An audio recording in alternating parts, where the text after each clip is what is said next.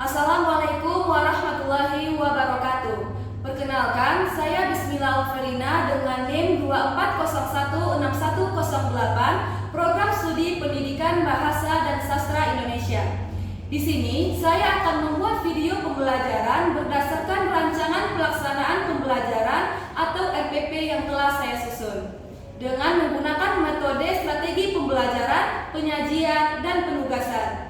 Video ini dibuat untuk memenuhi tugas mata kuliah strategi belajar mengajar yang diampu oleh Ibu Farel Olfa Zulfe, SPD MPD. Assalamualaikum. Waalaikumsalam warahmatullahi wabarakatuh. Selamat pagi semuanya. Pagi, Bu. Semoga kita semua dalam keadaan sehat dan semangat untuk melaksanakan pembelajaran pada hari ini. Sebelum kita memulai pembelajaran kita pada pagi hari ini, alangkah lebih baiknya kita berdoa terlebih dahulu agar pembelajaran kita diberikan kelancaran. Ketua, silakan dipimpin doanya. Baik, Bu. Baik, izin Ibu dan teman-teman sekalian semua, demi kelancaran pembelajaran kita pada pagi hari ini, mari kita bersama-sama berdoa kepada Tuhan Yang Maha Esa. Berdoa menurut kepercayaan masing-masing dimulai.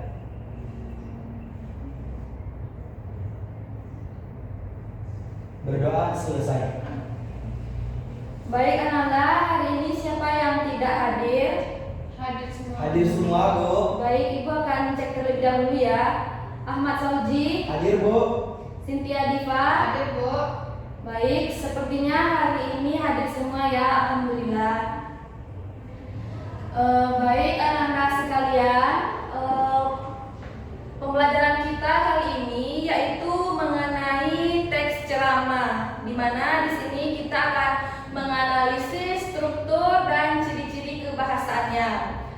Sebelumnya Ananda pasti sudah pernah mendengar ceramah, baik itu di sekolah, masyarakat, televisi ataupun di internet. Anda sudah pernah mendengarkan? Sudah, Bu.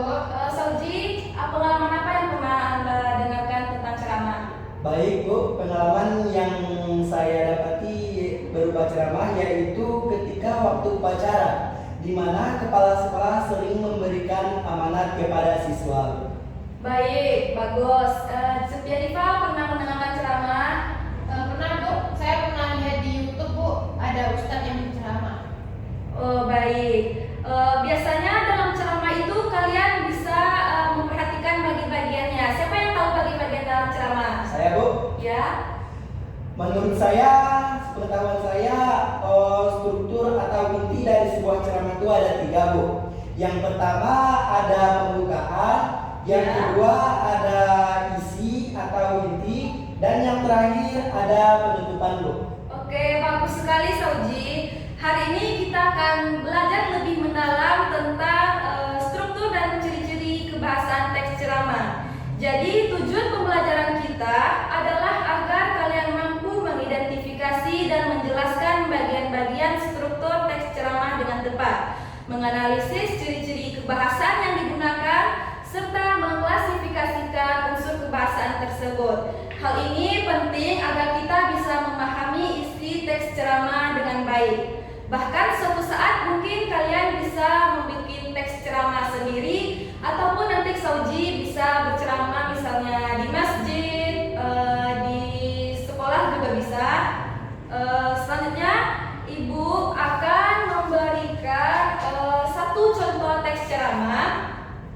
Di sini sudah Ibu sediakan teks ceramah yang berjudul menjaga kebersihan lingkungan. Silakan Anda baca terlebih dahulu teks tersebut dan nanti Ibu akan meminta kalian untuk menyampaikan pesan apa yang disampaikan dalam teks ceramah tersebut. Silakan dibaca sekitar 5 menit terlebih dahulu. Baik, Bu.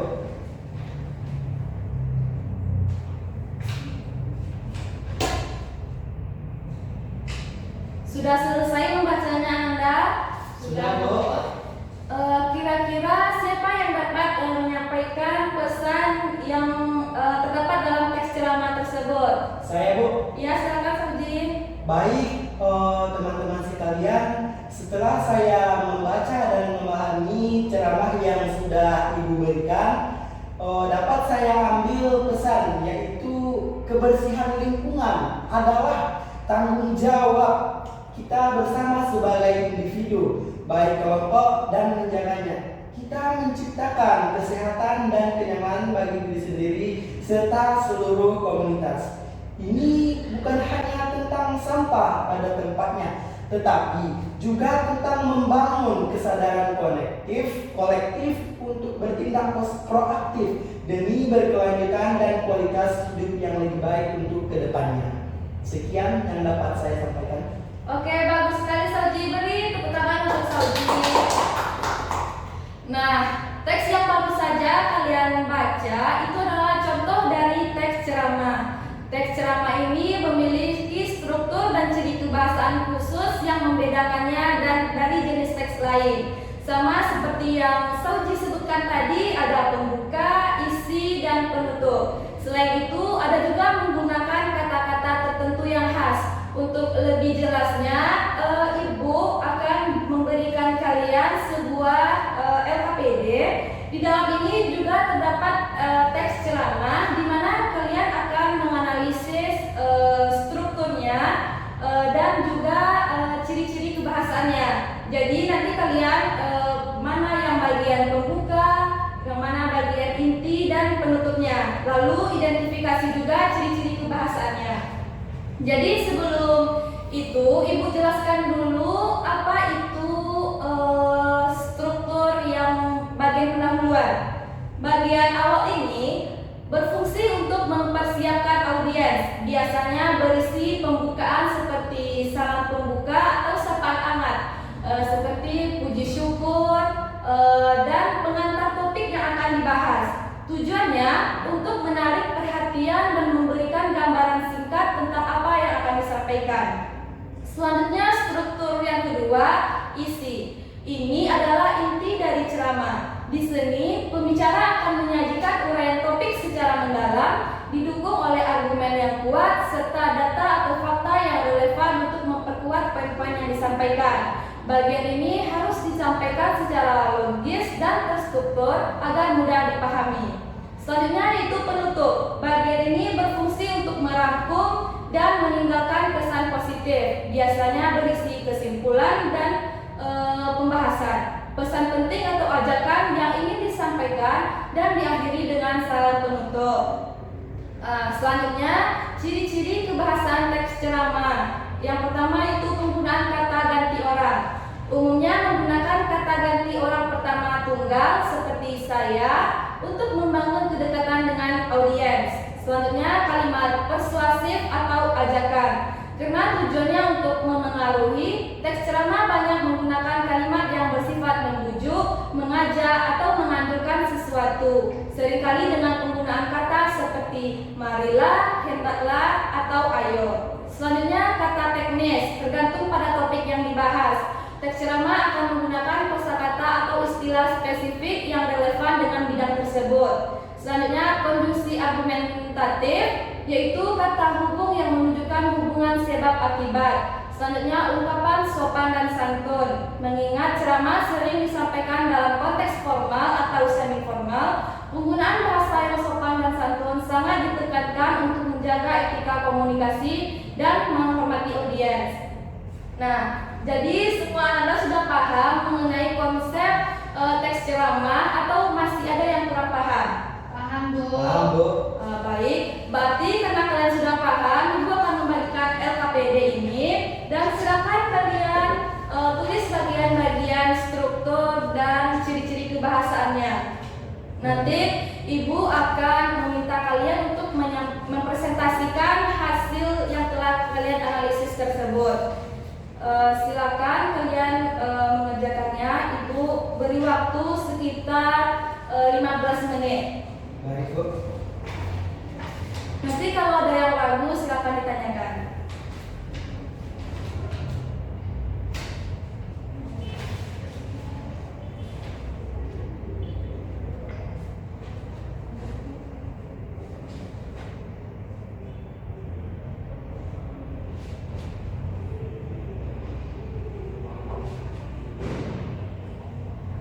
Sudah selesai Nanda? Sudah, Bu. Sudah, Bu. Baik, waktunya sudah habis. Sekarang saatnya dari kalian mempresentasikan hasil yang telah kalian buat. Siapa yang bisa menyampaikan hasilnya terlebih dahulu? Saya, Bu. Oke, silakan Sauji. Baiklah, setelah saya identifikasi struktur dari ceramah yang telah Ibu berikan, di sini saya akan mempresentasikan mengenai hasil analisis saya. Yang pertama yaitu bagian pendahuluan. Kutipan kalimat awal hingga akhir yaitu Assalamualaikum warahmatullahi wabarakatuh. Yang terhormat Bapak Ibu Guru serta rekan-rekan siswa SMA Negeri 1 Padang yang saya cintai. Puji syukur kehadirat Allah Subhanahu wa taala atas rahmat dan karunia-Nya kita dapat berkumpul di tempat ini dalam keadaan sehat walafiat. Hadirin sekalian, di era yang serba cepat ini kita hidup di tengah arus informasi yang tak terbendung. Setiap detik jutaan data dan berita mengalir melalui gawai kita. Bagaimana kita menyaring informasi, membedakan fakta dari hoax dan menggunakan teknologi secara bijak? Inilah pentingnya literasi digital. Selanjutnya yang kedua, seperti yang kita ketahui dari sebelumnya itu ada isi. Isi dari ceramah tersebut yaitu literasi digital. Bukan hanya sekedar kemampuan menggunakan internet atau media sosial. Lebih dari itu, literasi digital adalah kecakapan hidup yang memungkinkan kita untuk menemukan, mengevaluasi, menciptakan dan mengkomunikasikan informasi secara efektif dalam dunia digital. Ia mencakup kemampuan berpikir kritis, memahami etika dan interaksi daring, serta melindungi diri dari kejahatan cyber. Sebagai contoh, coba bayangkan jika kita dengan mudah mempercayai setiap berita yang viral tanpa mengecek kebenarannya. Hal ini bisa menyebabkan kepanikan, perpecahan, bahkan membahayakan diri sendiri dan orang lain. Oleh karena itu, kita harus selalu bersikap skeptis, memverifikasi sumber, dan mencari informasi dari berbagai sudut pandang sebelum mempercayainya. Selanjutnya yang ketiga yaitu ada penutup ya, yaitu maka dari itu saya mengajak kita semua, terutama rekan-rekan siswa, untuk terus meningkatkan literasi digital seperti yang sudah disampaikan tadi. Manfaat teknologi untuk hal-hal positif, mencari ilmu, berkolaborasi dalam proyek atau menggabungkan kreativitas kita. Mari kita jadikan diri kita sebagai pengguna internet yang cerdas, kreatif, dan bertanggung jawab. Jangan sampai kita menjadi korban atau bahkan pelaku penyebaran informasi yang salah. Demikian yang dapat saya sampaikan. Semoga apa yang saya sampaikan dapat bermanfaat bagi kita semua. Mohon maaf apabila ada kata-kata yang kurang berkenan. Wassalamualaikum warahmatullahi wabarakatuh. Baiklah, itulah yang dapat saya simpulkan dari struktur ceramah yang telah Ibu berikan. Baik Sauji, bagus sekali. Dari struktur yang telah Sauji analisis dari pendahuluan, isi dan penutup, semuanya itu sudah benar. Selanjutnya Ibu minta kepada Cynthia Diva untuk menyampaikan hasil analisisnya terkait contoh kata teknis, kalimat persuasif, konjungsi, dan mengapa penting dari literasi teks ceramah tersebut. Silakan Diva. Baik, saya akan menjelaskan contoh kata teknis dalam teks tersebut. Yang pertama adalah disrupsi, yang kedua adalah hoax, yang ketiga kejahatan siber, yang keempat adalah verifikasi. Yang selanjutnya contoh kalimat persuasif. Contoh kalimatnya itu maka dari itu saya mengajak kita semua, terutama rekan-rekan siswa, untuk terus meningkatkan literasi digital kita. Selanjutnya, mari kita jadikan diri kita sebagai pengguna internet yang cerdas, kritis, dan bertanggung jawab. Dan selanjutnya, jangan sampai kita menjadi korban atau bahkan pelaku penyebaran informasi yang salah. Contoh konjungsi antar kalimat dan fungsinya. Konjungsinya oleh karena itu, fungsinya yaitu konjungsi ini berfungsi sebagai penanda hubungan sebab akibat atau konsekuensi. Dalam teks ini ia menghubungkan pernyataan tentang bahaya mempercayai berita viral tanpa verifikasi dengan keharusan untuk bersikap skeptis, memverifikasi sumber, dan mencari informasi dari berbagai sudut pandang. Konjungsi maka dari itu, konjungsi ini berfungsi sebagai penanda simpulan atau konsekuensi dari argumen yang telah disampaikan sebelumnya. Dalam teks, ia menghubungkan pembahasan tentang pentingnya literasi digital dengan ajakan untuk meningkatkan literasi digital dan menggunakannya secara positif. Selanjutnya, mengapa pentingnya literasi digital ditekankan dalam ceramah ini? Pentingnya literasi digital ditekankan dalam ceramah ini karena di era disrupsi saat ini, meskipun ada kemudahan akses informasi, terdapat tantangan besar dalam menyaring informasi, membedakan fakta dari hoaks, dan menggunakan teknologi secara bijak. Tanpa literasi digital, seseorang bisa mudah mempercayai berita viral tanpa mengecek kebenarannya, yang dapat menyebabkan kepanikan, perpecahan, bahkan membahayakan diri sendiri dan orang lain. Oleh karena itu, literasi digital menjadi kecakapan hidup yang esensial untuk menjadi pengguna internet yang cerdas, kritis, dan bertanggung jawab. Oke Ananda, hasil analisis kalian hari ini sangat baik. Silakan dikumpulkan dulu ya KPD-nya.